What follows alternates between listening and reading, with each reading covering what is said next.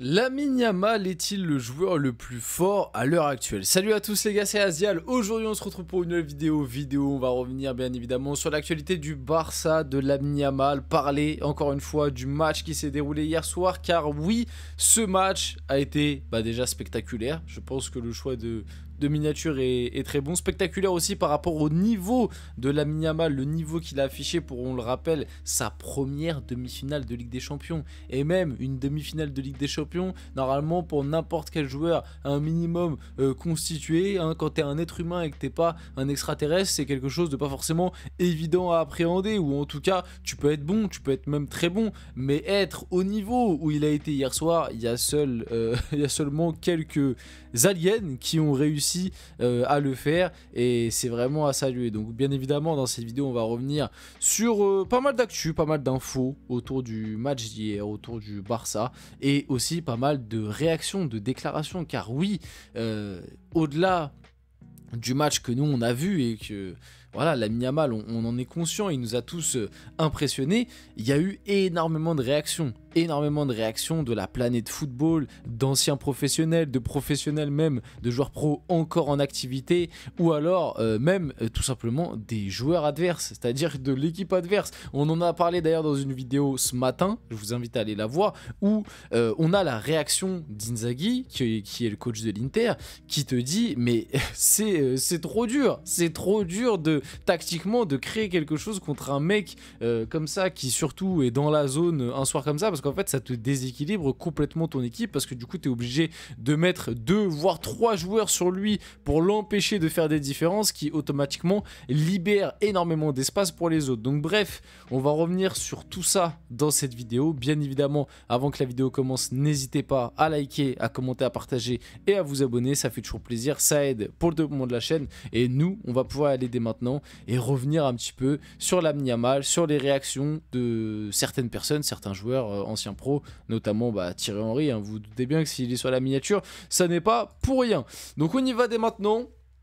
Commençons, comme je l'ai dit juste avant, par un acteur de la rencontre qui en plus de ça était sur le côté de Lamine Yamal et qui a eu du mal, même si c'est pas le principal fautif, hein, on va pas se mentir que hier, bon, Di Marco, hein, il a bien souffert, et au final, la rentrée de Carlos Augusto, moi, dans un premier temps, je me suis dit, parce que bon, on connaît les qualités et les limites de Di Marco, on sait que Di Marco défensivement, c'est pas forcément un foudre de guerre. Et dans un premier temps, je me suis dit, bon, malgré tout, Carlos Augusto, il a un peu, c'est un joueur différent, mais c'est pas non plus, je trouve, défensivement. Après, j'avoue, hein, j'ai pas vu non plus 150 matchs de lui, mais j'en ai vu quelques-uns, et ça reste un piston, ça reste, voilà, un mec qui défensivement, face à Lamine Yamal dans un soir comme ça, il peut potentiellement prendre aussi un peu cher. Et en plus, là, tu rentres en jeu dans une demi-finale de Ligue des Champions, etc.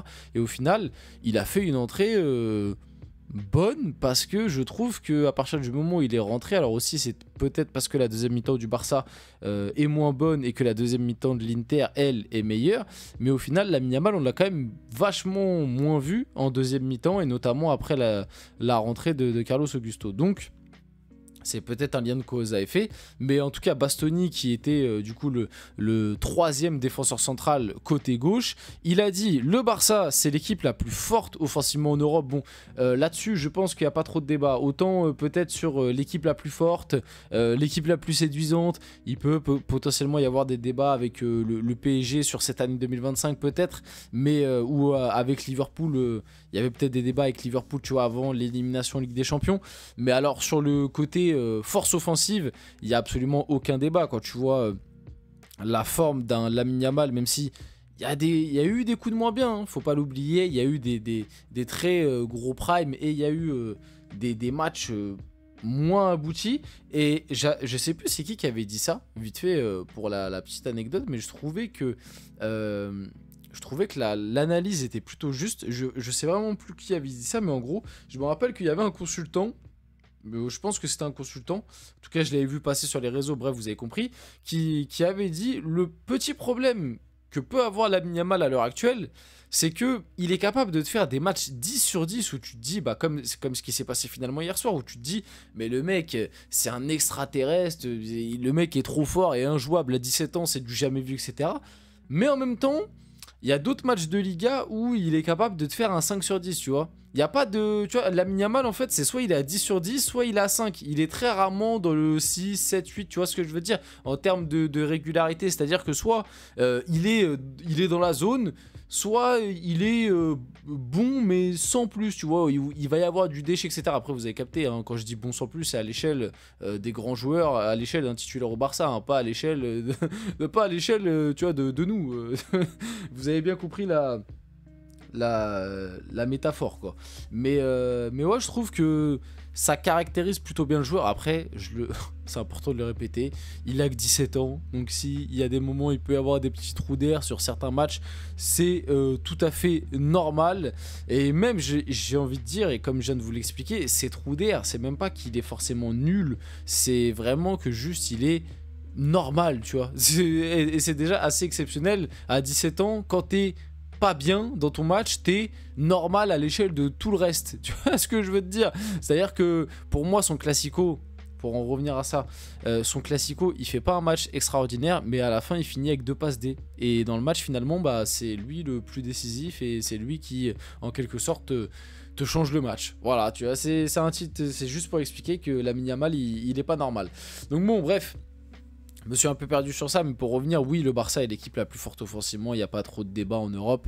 Ils ont Lamine Yamal, ils ont Pedri, ils ont Ferran Torres, même, faut en parler, hein, Ferran Torres qui, voilà, ils ont Lewandowski, mais qui est blessé en ce moment, ils ont Rafinha, voilà, ils ont que des joueurs avec des stats de dingue par rapport à ça. Il a ensuite enchaîné, Lamine Yamal, c'est le joueur le plus fort du monde, c'est la vérité. Voilà, donc pour Bastoni, à l'heure actuelle, il n'y a pas de débat, Lamine Yamal est le joueur le plus fort au monde, du monde. Bon, moi, on en a parlé dans mon débrief d'hier.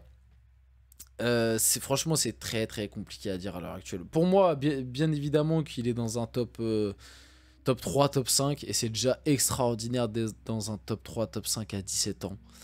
Mais affirmer là, comme ça, c'est le meilleur joueur du monde, peut-être footballistiquement parlant, comme je disais, c'est-à-dire sur la qualité technique, le QI football, la qualité de passe, vision de jeu, sur tout ça, dire qu'à l'heure actuelle, c'est déjà le meilleur joueur du monde, en vrai, je trouve que c'est pas une dinguerie. Maintenant, tu vois, si tu prends les stats, si tu prends les coups de moins bien, etc. Franchement, c'est trop dur. Mais en tout cas, on va attendre la fin de la Ligue des Champions, parce que je pense qu'aussi, il y a un peu le côté culture de l'instant qui rentre en jeu. On va attendre la fin de la saison, mais dans tous les cas, même si la fin de saison est ratée, pour moi, il sera minimum top 5, Ballon d'Or.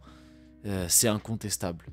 À 17 ans, ce qu'il fait, c'est paranormal. Le mec est beaucoup trop fort.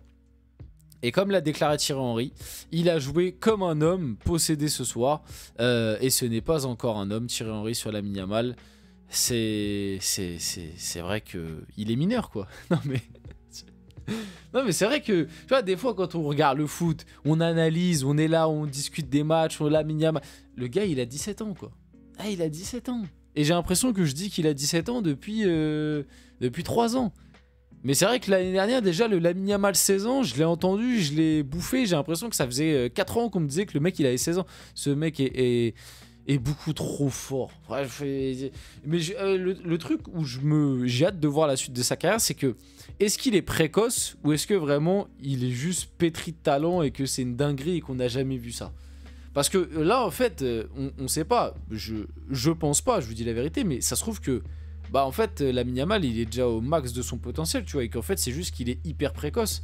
Ça arrive. Regarde, nous au PSG, par exemple, je pense que Zahir Emery, c'est un bon exemple. C'est-à-dire que Zahir Emery, je pense que quand on l'a vu très jeune débarquer, on s'est peut-être un peu enflammé parce qu'en fait, il a du potentiel et il peut s'améliorer, bien évidemment, parce qu'il a que 18 ans, il peut prendre en expérience, en maturité. Et c'est pas la mauvaise passe actuelle qui va me faire dire que Zahir Emery est un mauvais joueur. Moi, je pense que Zahir Emery, c'est un très bon joueur. Mais comme on l'a vu très fort dès 16 ans, on s'est dit, waouh, mais ce mec qui est au milieu de terrain, ça va être le futur. Alors qu'au final, on se rend compte petit à petit que c'est juste qu'il avait une énorme précocité. Est-ce que Lamine Yamal... Alors c'est très différent parce que Lamine Yamal c'est dans des sphères bien plus hautes. Le gars il est top 5 Ballon d'Or déjà à l'heure actuelle. Même top 3 limite. Mais tu vois ce que je veux te dire, est-ce que finalement Lamine Yamal, il a encore une marge de progression de malade ou est-ce que il est déjà quasiment à son top? C'est ça que j'ai envie de voir. Je dis pas que... Attention, j'affirme rien. Hein. Là, je suis pas en train de vous dire que je pense que Lamine Yamal, il est à son prime. Pas du tout. Je vous dis juste que j'attends de voir la suite de sa carrière, justement, pour voir si il est juste précoce. Enfin, juste précoce. On le rappelle, hein, top 3 Ballon d'Or, 17 ans. C'est juste un alien. Mais si il a encore une énorme marge de progression, quoi, ou si il est déjà quasiment au bout. Donc même Erling Haaland est sous le choc de Lamine Yamal, il a pris un petit snap en écrivant ce gars est incroyable. Pareil avec la famille de Guirassy qui est choquée du niveau de Lamine Yamal. C'est qui ce gamin? Voilà, on entend dedans la maman, je suppose, de Serhou Guirassy dire mais c'est qui ce gamin? Genre, tu vois, mais même les gens qui connaissent pas le foot, ils ont été choqués de la prestation. Enfin après, ça se trouve, elle connaît le foot, j'avoue, je me suis avancé. Ça se trouve, elle connaît le foot, mais même les gens en tout cas qui passent comme ça et qui regardent... tu vois, de manière occasionnelle, ils sont choqués de la prestation. On finit la vidéo là-dessus, j'espère que cette vidéo vous a plu. Si c'est le cas, n'hésitez pas à liker, commenter, partager et vous abonner les gars. C'était Azial, on se retrouve très rapidement pour une prochaine vidéo.